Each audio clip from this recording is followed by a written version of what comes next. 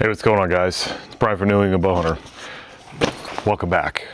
So, I know it's been a while. Since I've done a video, and I just want to say that first of all, I want to apologize. I should probably be doing a lot more of these, and I want to start off by saying that I'm going to get better.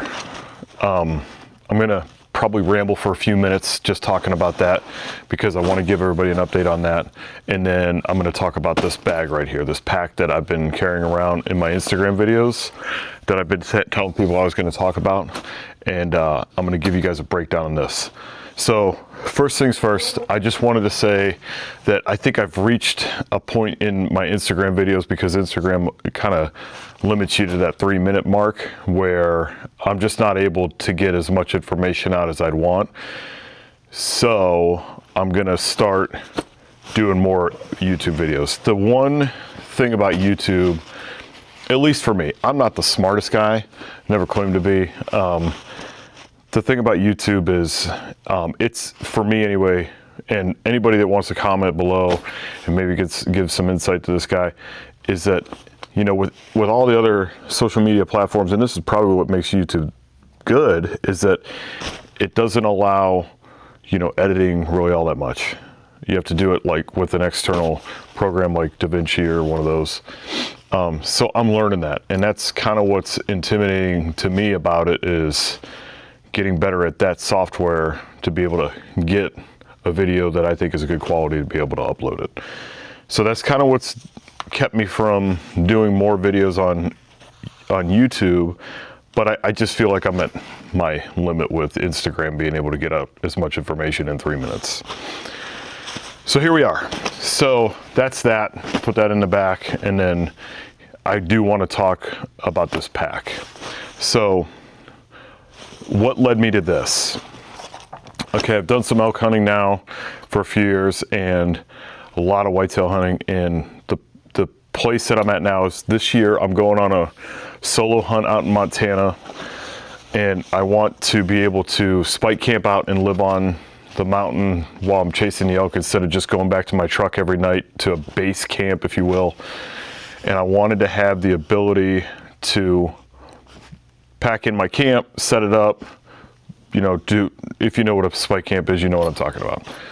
Well, you know, 40, 50 pounds of stuff to carry up onto the mountain, and then if you get an animal down, to be able to carry it off.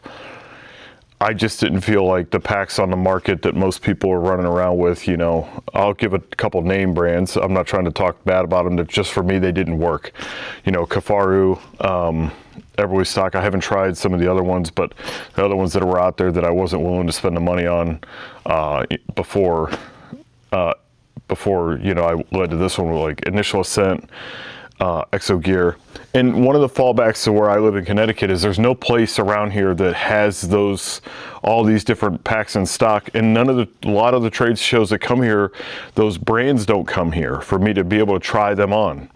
So finally, I just got tired of spending the money, and yeah, I get it. I could get the pack brought or sent to the house, try it on, be careful not to damage it, and then if I don't like it, I could send it back. But it does become a hassle to do that stuff. So finally, I just started doing some research and looking into what is the best pack to carry weight, heavy weight, so that, you know, it wouldn't like impede or be heavy on my, you know, hurt my back or whatever. I'm getting older, you know, I'm 46.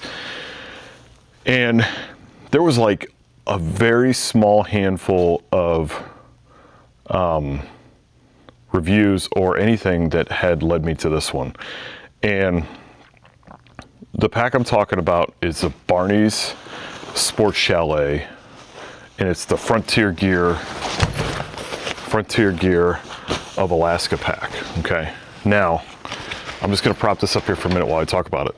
The thing about this pack is, when I first came across it, like I said, there was very few reviews about this pack.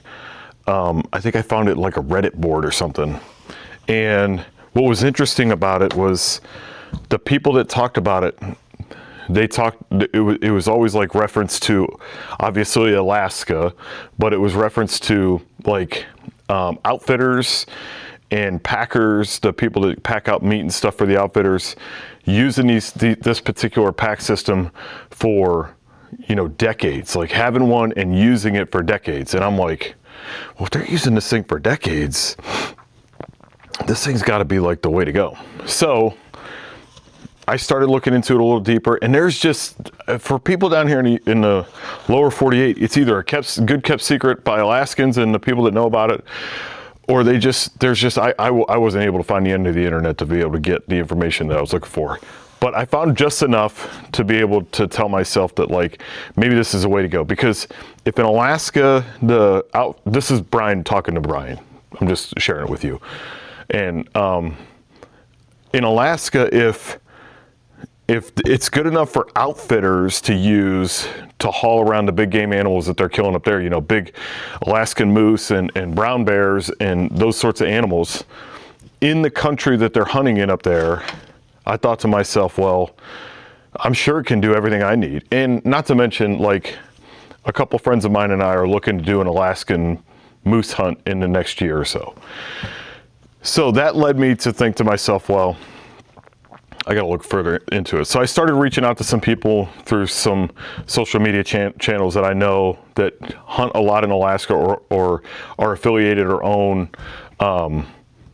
guide companies up there, and all said the same thing. Like, this is all they use.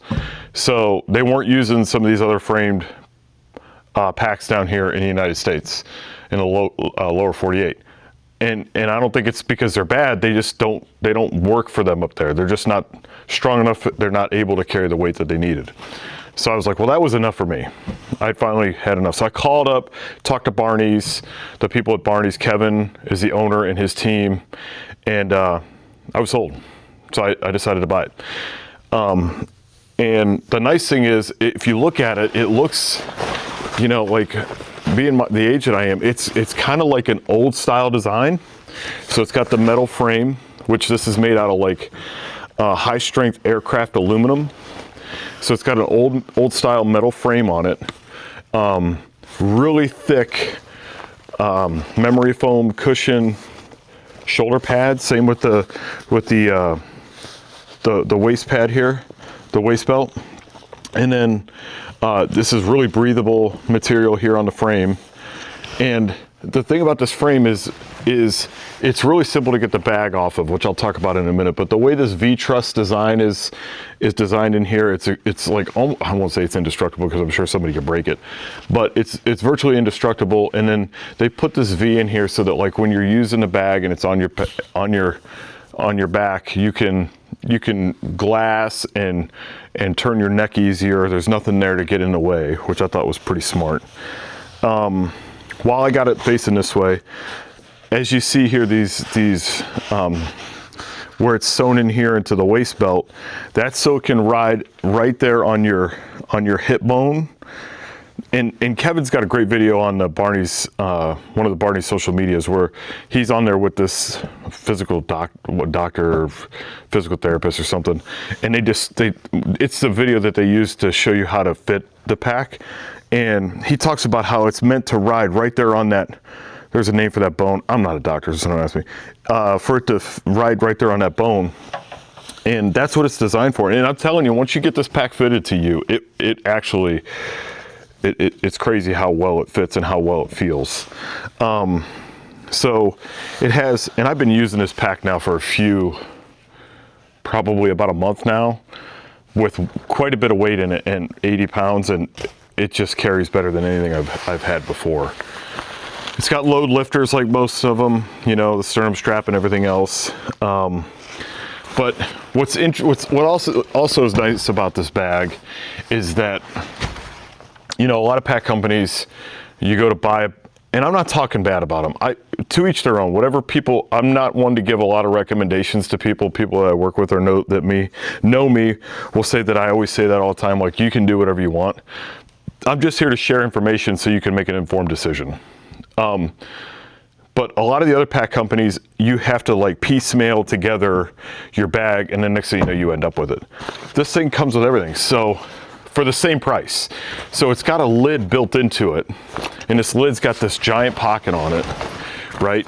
And I mean, for you to be able to have stuff you want to access very quickly, like say, things that come to mind that I would want to be able to get a hold of very quickly if I needed a first aid kit, rain gear is something I would want to have it in my top pouch here.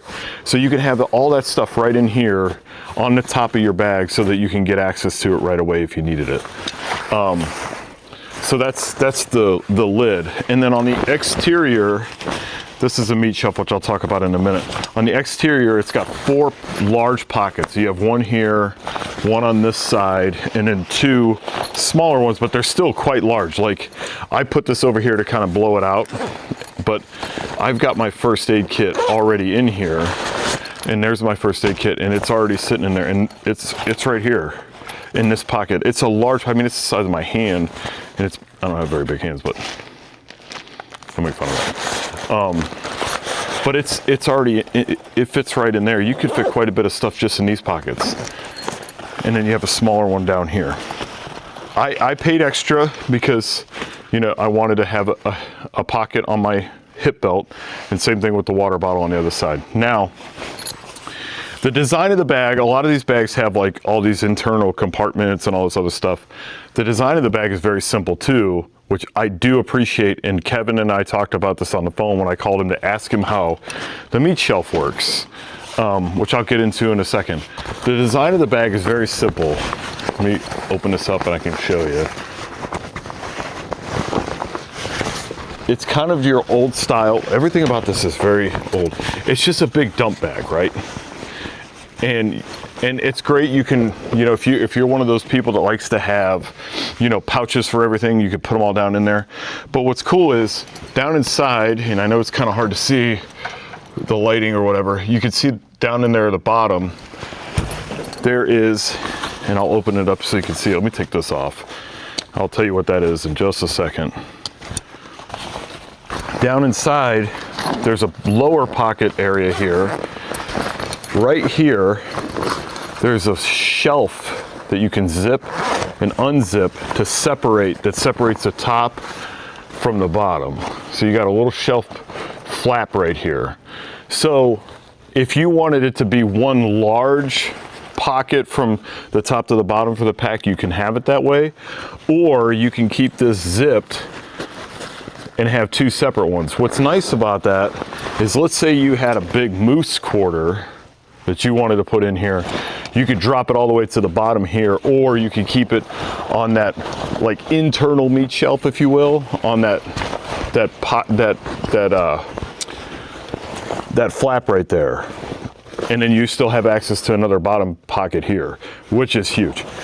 So that's how it's designed. What I took off here, this is your gun bearer. Some companies call it a gun bearer or a gun sling or whatever you want to call it, that you can clip in here. This is part of the pack that comes with it. It's right on there. You can you can put a bow cam in here and clip it to the side here, and use your compression straps across here in order to keep your bow or your gun up against the bag. So that's how that works. Okay, now the meat shelf. This part was a little confusing to me at first because it kind of sits right there and the bag is sticking out. It's in the way, and I was like, you can see it from the side here. I was like, how in the world does that work? Well, I called Kevin up there and I said, Kevin, how does this meat shelf thing work? You know, I'm picturing for my usage, I'm like, if I'm spike camping, I'm going up on the mountain, I got all my stuff in here. How am I going to use this meat shelf if I get an animal down and I break it down, quarter it, and I'm bringing it down? How are you supposed to? Because, you know, in my mind, I'm picturing some of these packs where, you know, you fold the bag out, the meat shelf's behind it, up against the pack, and then you put the bag. And I explained that to him. He's like, it's really situational. And after we talked for a little bit, I kind of pictured in my head what he was trying to say. So the meat shelf is more useful when either the bag is smashed up against the frame or the bag is off of the frame. So your best bet is to do one of those 2 options and to use the meat shelf. When I explained to him about the idea of, you know, those other packs and how they can come off and on.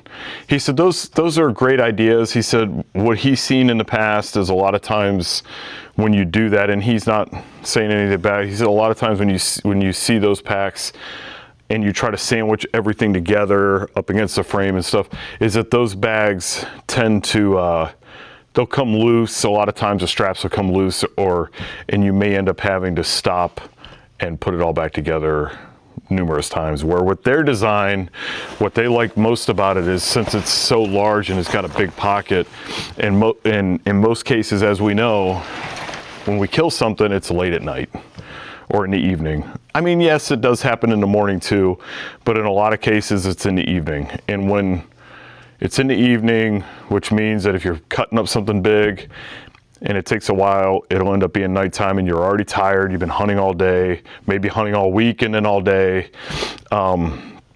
His idea is, the idea behind this is, you know, just get everything you can and put it down inside this bag.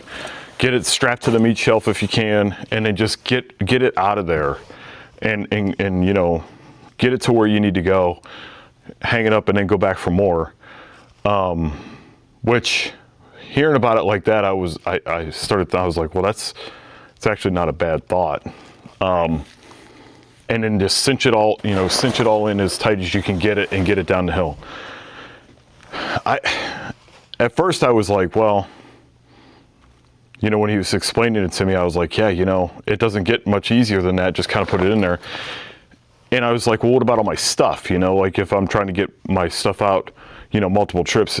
And then it kind of hit me. I'm like, okay, so you put all your gear, or you put like a quarter in, and maybe then you come back for your spike camp, put your gear in, put loose meat in. So it does make sense to me.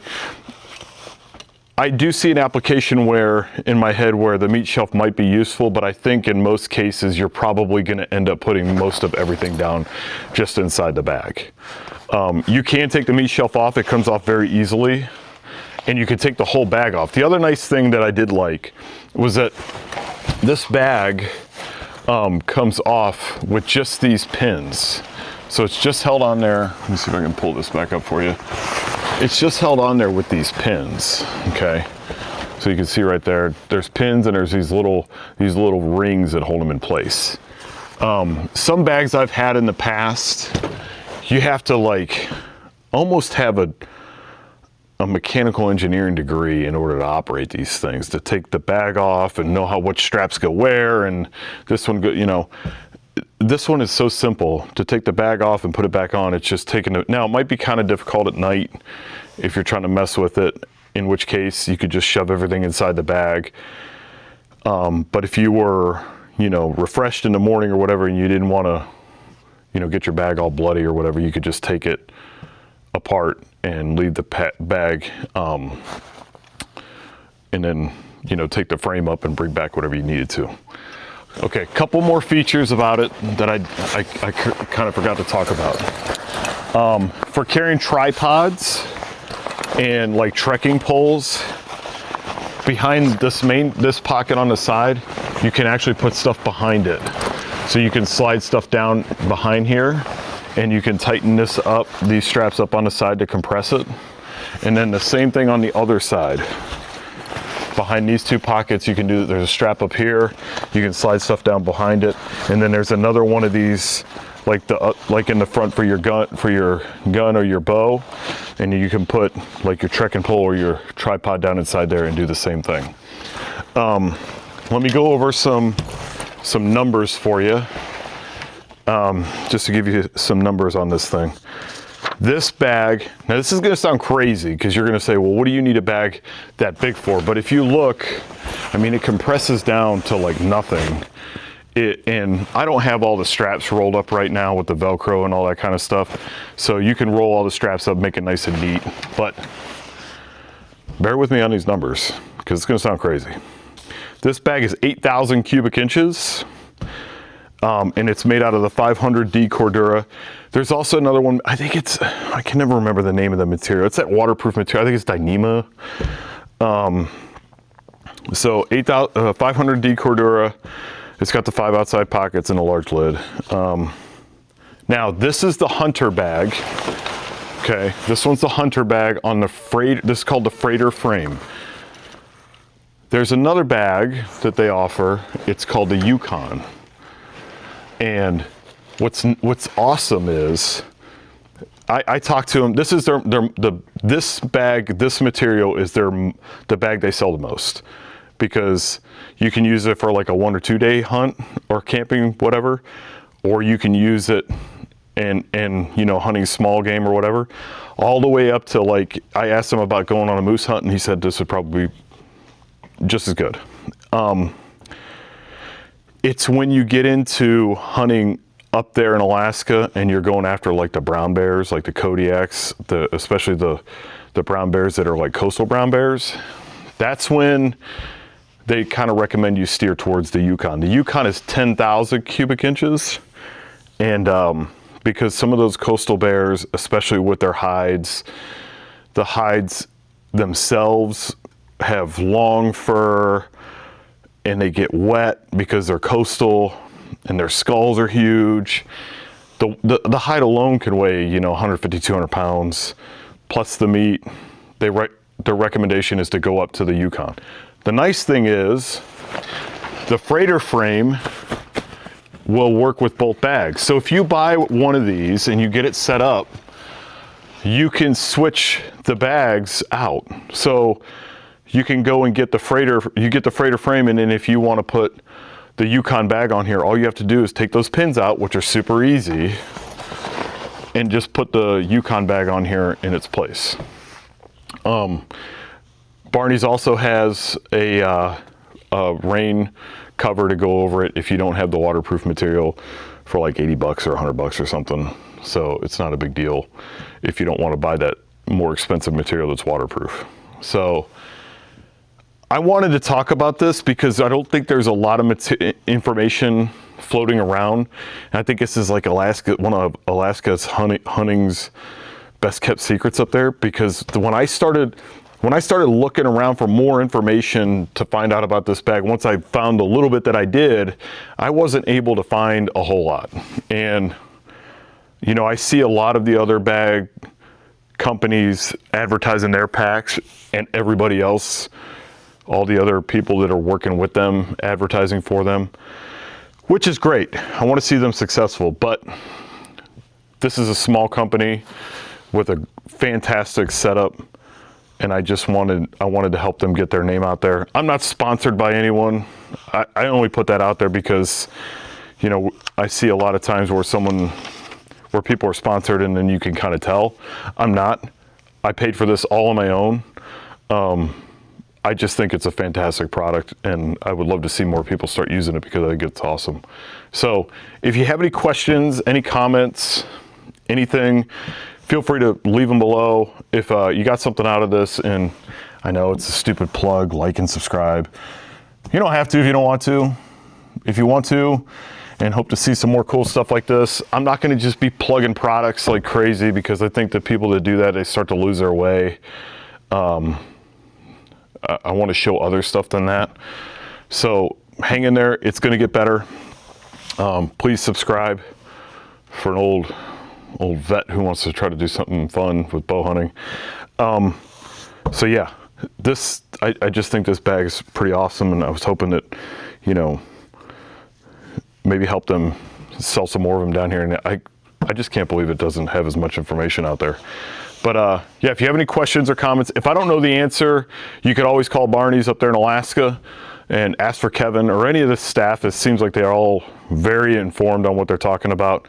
Or leave a comment, and then if I don't know it, I'll reach out to them and ask them for you and try to get the information into the comment section so that other people can have it too.